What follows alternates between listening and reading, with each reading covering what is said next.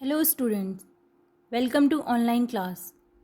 So in the last lecture we had discussed about Bohr atomic model where we calculate energy value, radius value, velocity which electron contain while revolving in an orbit. Different types of value we get there. So now we will discuss about atomic spectra from where the beginning of the atomic spectra take place. So, as you know, Rutherford does not give satisfactory explanations when a light is passed through a gas filled in a container, and some of the light are emitted and some of the light are not emitted. So, when we change the gas in a container, the light which is emitted are also changed. So, the fact behind that is not explained by Rutherford. तो यही इनका क्या था, drawback था. So after discovery, Bohr was the one who gave the satisfactory explanation on it. बहुत सारी research करी, उन्होंने इस एक्सप्लेनेशन दिया इस पॉइंट को कि जहाँ पे उन्होंने ये बताने की पूरी कोशिश करी कि अगर हम लाइट किसी कंटेनर से गैस फिल्ड कंटेनर से पास करते हैं तो कुछ लाइट्स हमें इमिटेड हो रही हैं, कुछ लाइट इमिटेड नहीं हो रही अकॉर्डिंग टू रदरफोर्ड. तो बोहर ने उसका एक्सप्लेनेशन दिया जो कि बहुत ही ज़्यादा टर्निंग पॉइंट आया उनकी थ्योरी पे. ही से electron always try to remain in lowest energy level. Electron always try to remain in lowest energy मतलब अगर हम फॉर एग्जांपल अगर हम कोई भी एक नॉर्मल बिल्डिंग में भी रहते हैं तो हम क्या करेंगे कि कोशिश रहती है कि हम सबसे लोअर वाले फ्लोर पर ही रहें. ठीक है, वहाँ पे ज़्यादा स्टेबल फील करते हैं. वैसे ही इलेक्ट्रॉन जो होता है, इलेक्ट्रॉन हमेशा कोशिश करता है कि वो लोएस्ट एनर्जी लेवल पर ही रहे. क्यों रहे? क्योंकि जब लोएस्ट एनर्जी लेवल पर रहेगा तो वो क्या होगा, न्यूक्लियस से टाइटली बाउंड होगा, ज़्यादा स्टेबल होगा.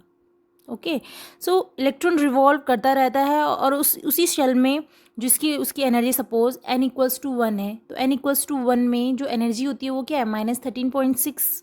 आपने लास्ट लेक्चर में जब हमने बोहर एटॉमिक मॉडल में कैलकुलेशन कर रहे थे तो वहाँ पे हमने डिफरेंट एनर्जीज़ की वैल्यूज़ यूज़ करी, रेडियस की वैल्यू यूज़ करी. वहाँ पे हमने बताया कि इलेक्ट्रॉन जब ऑर्बिट के अराउंड रिवॉल्व करता है तो जिस शेल में वो रिवॉल्व करता है उसकी एनर्जी क्या होती है हमने कैलकुलेट करी. तो हमारे पास जहाँ n=1 पे -13.6 वैल्यू आई. ठीक है, तो इलेक्ट्रॉन क्या करता है, अगर हम किसी एटम को हीट प्रोवाइड कर रहे हैं तो उसके अंदर के जितने भी इलेक्ट्रॉन होते हैं वो क्या करते हैं, एब्जॉर्व करते हैं उस एनर्जी को और जंप करते हैं दूसरे एनर्जी लेवल पर. अगर कोई चीज़ एनर्जी एब्जॉर्ब कर रहा है तो क्या करेगा, एब्जॉर्ब करके उस चीज़ को क्या करेगा, मतलब उसके अंदर की पावर बढ़ेगी तो वो क्या करेगा, जंप करेगा अदर लेवल, हायर लेवल पर. बट जो इलेक्ट्रॉन होता है वो हमेशा क्या कोशिश करता है कि वो लोएस्ट एनर्जी पर लेवल पर ही जाए, मतलब रहने की कोशिश करेगा. तो एनर्जी एब्जॉर्ब करने के बाद तो वो एक्साइट होकर जंप कर लेता है लेकिन वो अपनी जो ओरिजिनल पोजीशन है वहाँ पर आने की पूरी कोशिश करता है.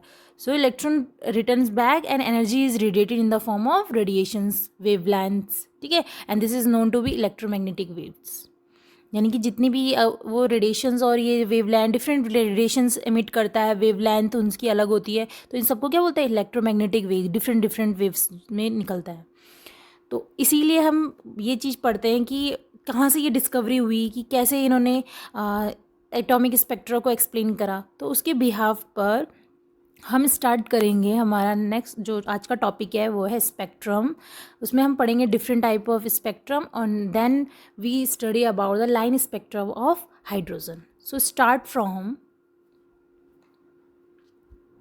What is spectrum. A spectrum is a group और a band of wavelength. Spectrum क्या है, एक ग्रुप है और band different type of wavelengths है उनका क्या एक ग्रुप है, एक टाइप का एक तरीके से कंटेनर है जिसमें डिफरेंट टाइप ऑफ लाइट की वेवलेंथ रखी है, डिफरेंट वेवलेंथ ऑफ लाइट रखी हुई है, उसे क्या बोला है, स्पेक्ट्रम. ठीक है, और जो स्टडी होती है अबाउट इमिशन एंड एब्जॉर्प्शन उसे क्या बोलते हैं हम, स्पेक्ट्रोस्कोपी. स्पेक्ट्रोस्कोपी एक आपका एक तरीके से इंस्ट्रूमेंट है या एक तरीके से आप यूज़ करते हो जहाँ पे आप इमिशन और एब्जॉर्प्शन स्पेक्ट्रा के बारे में स्टडी करते हो. ठीक है, ये एक अलग से भी इसके टॉपिक होते हैं. So types of spectrum are, there two types of spectrum, emission spectrum and absorption spectrum. So we start from emission spectrum. What is emission spectrum? नाम ही बता रहा है emission हो रहा है यानी कि emit हो रहा है. So when a radiation emitted from a source or incident on a prism are separated into different wavelengths and obtained on a photographic plate.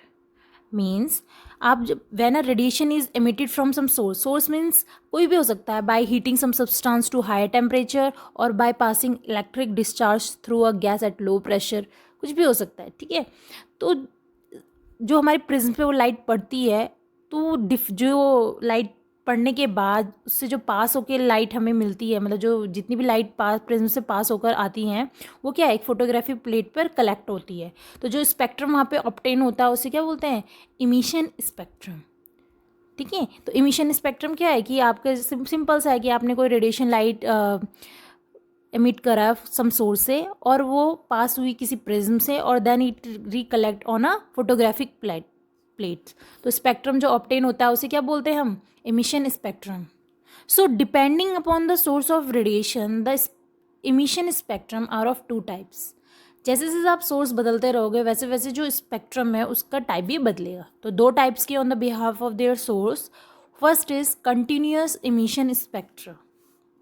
Okay, continuous word का मतलब ही समझ में आ रहा है कि कंटिन्यूस वे में, मतलब रेगुलर चलता जा रहा है, 1 2 3 जैसे होता है ना, 1 2 3 4 5 6, ऐसा नहीं है कि गैप है। तो इसमें बोला है कि it may contain spectrum of different colours और वेवलेंथ विद नो गैप्स, यानी कि जो आपके प्लेट पर, फोटोग्राफिक प्लेट पर जो वेवलेंथ जो हमारे पास डिफरेंट कलर्स ऑप्टेन होते हैं, डिफरेंट वेवलेंथ्स ऑप्टेन होते हैं, वो क्या है, विदाउट एनी गैप हमें शो होते हैं, यानी एक दूसरे के ऊपर मर्ज है।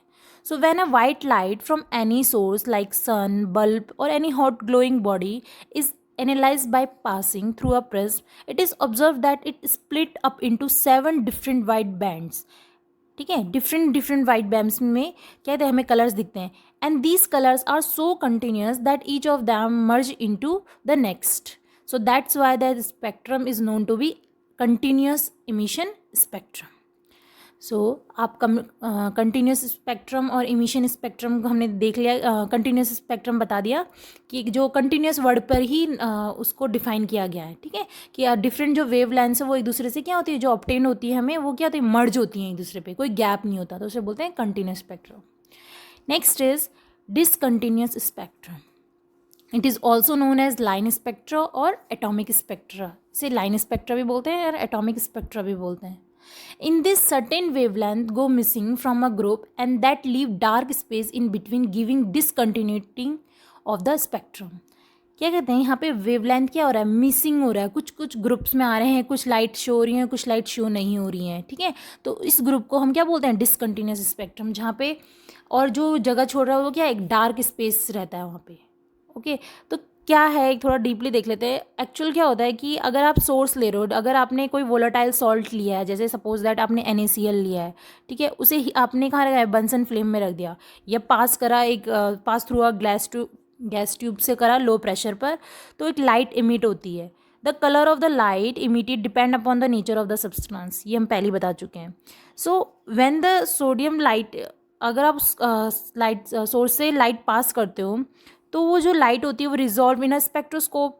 It is found that no continuous spectrum, so isolated colour lines are obtained in a photographic plate separating from each other bye dark space, ठीक है।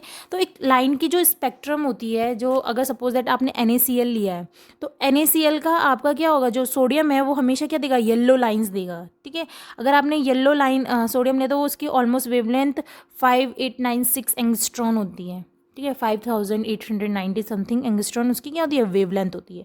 तो जो अगर आपने सोडियम लिया है तो आपकी जो वेवलेंथ ऑब्टेन होगी वो इस रेंज की होगी। अगर आपने सोडियम की जगह कुछ पोटेशियम ले लिया तो पोटेशियम में क्या होगी, आपकी वॉयलेट लाइट अपीयर होगी।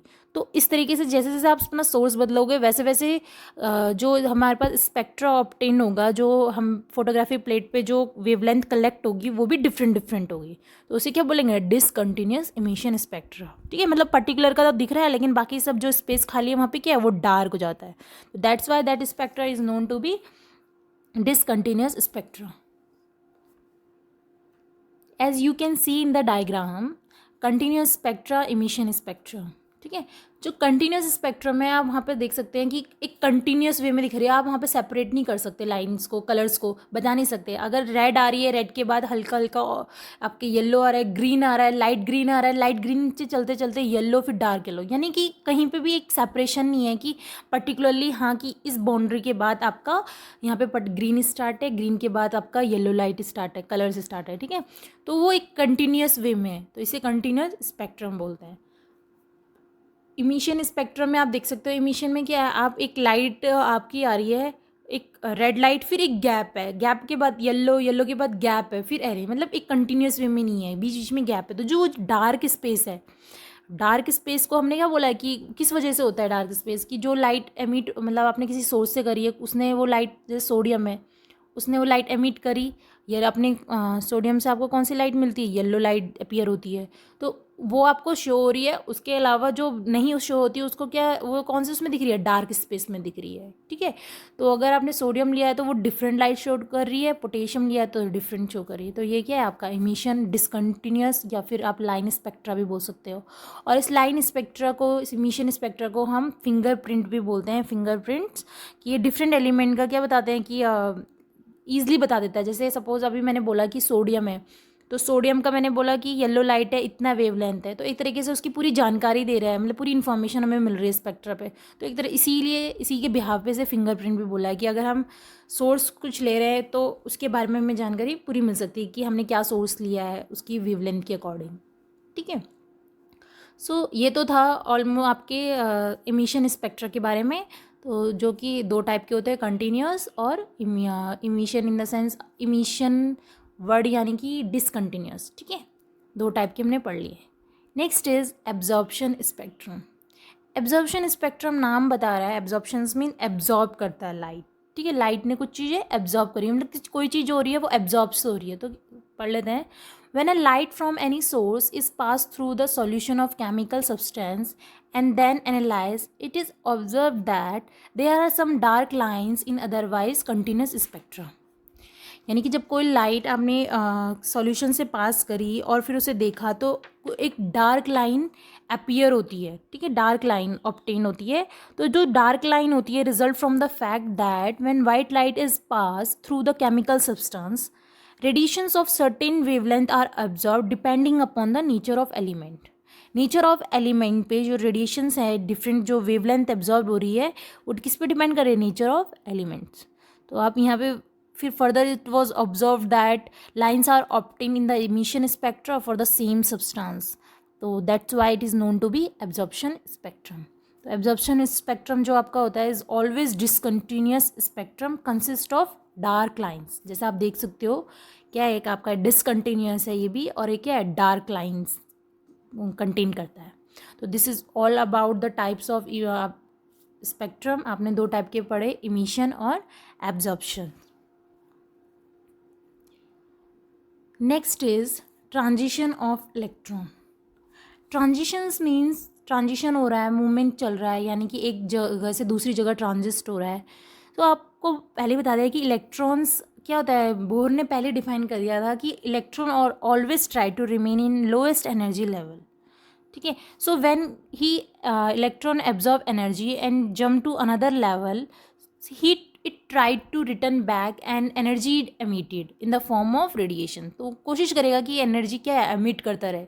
सो जो उसका इलेक्ट्रॉन्स एमिट होता है और डी एक्साइट होता है, एक्साइट डी एक्साइट, और हम पहले पढ़ चुके हैं, एक्साइट होता है, डी एक्साइट होता है, तो किस एनर्जी के साथ होता है, यानी कि जो वो एनर्जी में चेंज आता है वो क्या होता है।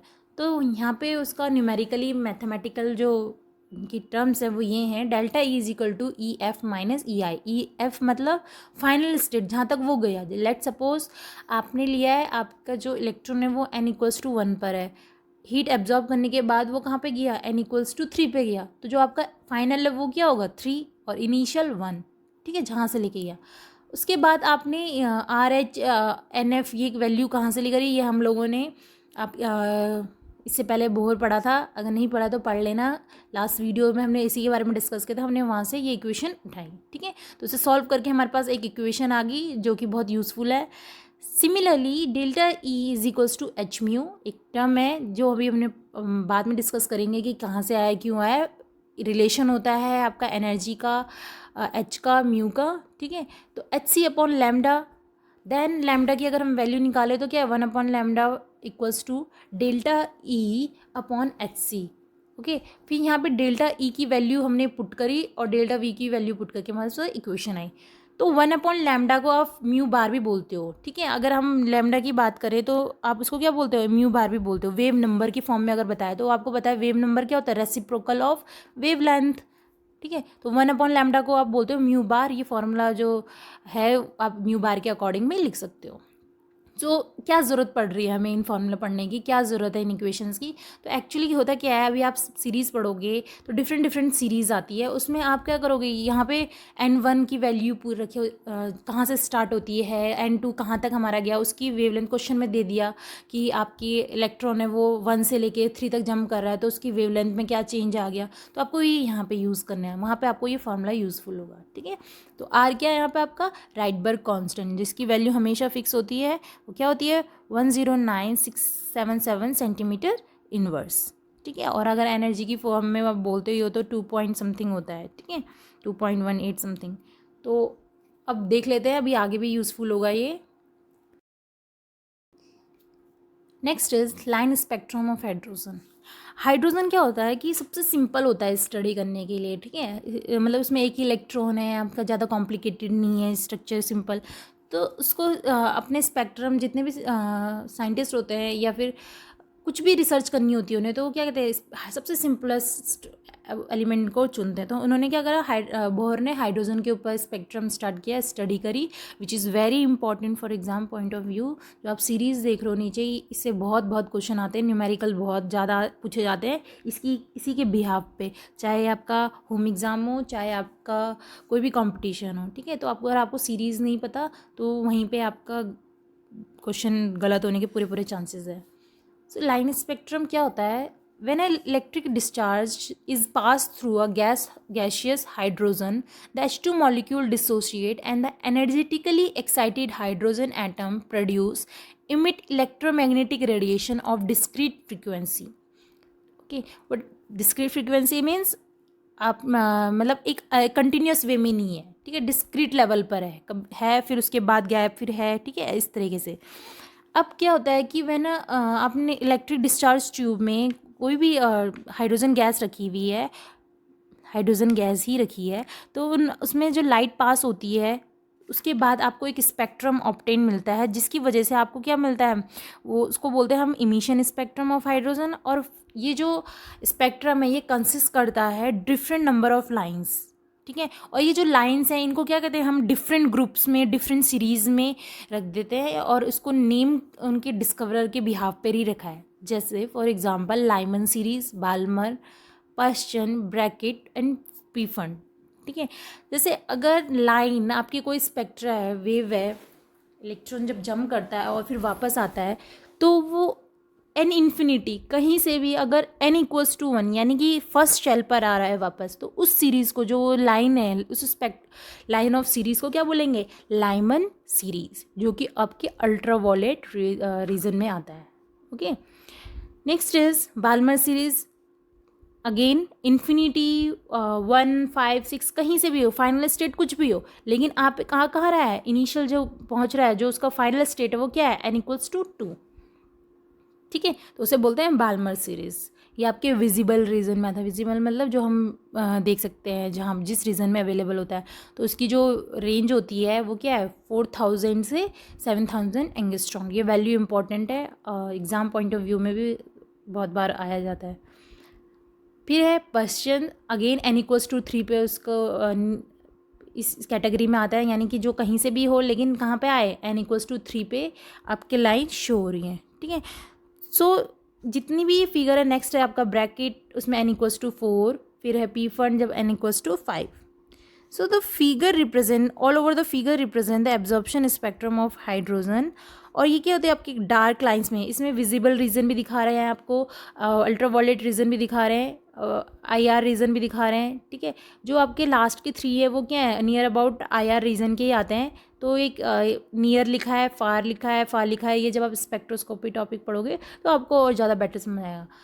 अब यहाँ से एग्ज़ाम में क्वेश्चन कैसे आता है, जैसे फॉर एग्जांपल अगर आपको क्वेश्चन पूछ लिया कि what is the wavelength of the light when it is come from n equals to 6 to n to 1, ठीक है। तो यहाँ तो सिंपल हो गया कि आपने बोल दिया, या फिर यहाँ पे पूछ लिया n इक्वल्स टू 1 पर जा रहा है तो इस सीरीज़ को क्या बोलेंगे, लाइन ऑफ सीरीज़ को क्या बोलेंगे, तो लाइमन सीरीज़।